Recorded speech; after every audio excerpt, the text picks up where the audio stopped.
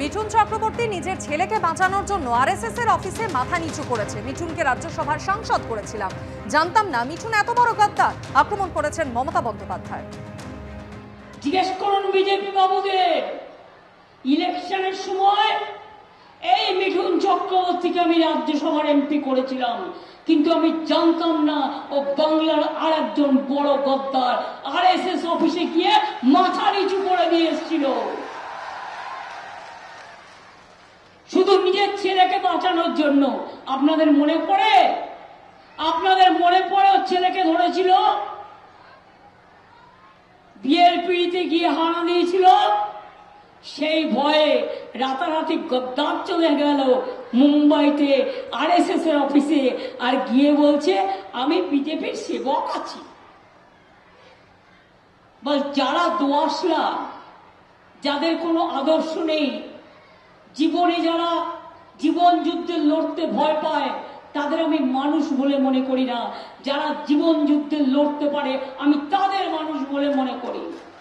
নির্বাচন কমিশনে রাজ্যপালের বিরুদ্ধে নালিশ তৃণমূল কংগ্রেসের। লোকসভা নির্বাচনে রাজ্য সরকারের কাজে বেআইনিভাবে নাক গলাচ্ছেন রাজ্যপাল।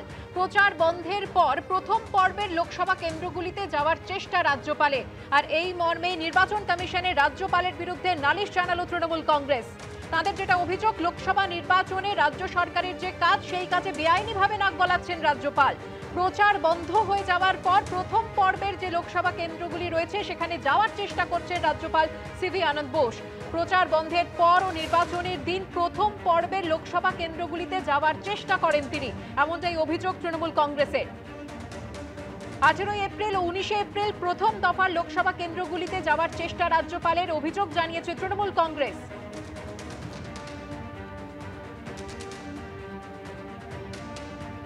বিস্তারিত জানবো, কথা বলবো আমাদের প্রতিনিধি কৃষ্ণেন্দু অধিকারীর সঙ্গে। কৃষ্ণেন্দু, দেখো, নজিরবিহীনভাবে রাজ্যের রাজ্যপাল সিভি আনন্দ বোসের বিরুদ্ধে নির্বাচন কমিশনে অভিযোগ জানিয়েছে তৃণমূল। রাজ্যের শাসক দল অভিযোগ করছে যে বেআইনিভাবে বারবার রাজ্যের যে ভোট, লোকসভা নির্বাচন, সেই ভোটে হস্তক্ষেপ করছেন রাজ্যপাল। এই অভিযোগ করছেন রাজ্যের শাসক দল, এবং ভোটের দিন এলাকা প্রদর্শনের চেষ্টা করছেন। তুমি জানো যে রাজ্যপাল আগামীকাল যে ভোট, সেই ভোটে কোচবিহারে থাকার কথা ছিল, যদিও জাতীয় নির্বাচন কমিশন রাজভবনে চিঠি পাঠিয়ে অনুরোধ করেছে যে কালকে না যাওয়ার জন্য, কারণ প্রশাসন ভোটের কাজে ব্যস্ত। এই যে পরিস্থিতি তৈরি হয়েছে যে রাজ্যের রাজ্যপাল, রাজ্যের সাংবিধানিক প্রধান লোকসভা নির্বাচনের শুরুর দিন, পয়লা দিনেই কোচবিহারে তিনি থাকবেন, এমনটা ইচ্ছে প্রকাশ করছে রাজভবন। সেই জায়গা থেকে নির্বাচন কমিশনের বারণের পরই তৃণমূলের তরফ থেকে নালিশ করা হয়েছে জাতীয় নির্বাচন কমিশনকে বা নির্বাচন কমিশনকে, যে রাজ্যপাল বারবার ভোটের হস্তক্ষেপ করছেন, বেআইনিভাবে হস্তক্ষেপ করছেন। এমনকি ভোটের দিন এবং ভোটের আগের দিন, দুটো দিন চিহ্নিত করা হয়েছে তৃণমূলের তরফ থেকে, 18 এবং 19, অর্থাৎ আজকে এবং আগামীকাল তিনি এলাকা পরিদর্শনের চেষ্টা করছেন।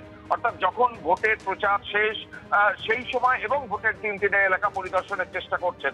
তাই একদম স্বয়ং রাজ্যপালের বিরুদ্ধে রাজ্যের নির্বাচন কমিশনের কাছে তৃণমূলের তরফ থেকে এই নালিশ করা হয়েছে, যদিও এখনো পর্যন্ত রাজভবনের তরফে এই বিষয়ে কোনো প্রতিক্রিয়া পাওয়া যায়নি। ধন্যবাদ কৃষ্ণেন্দু।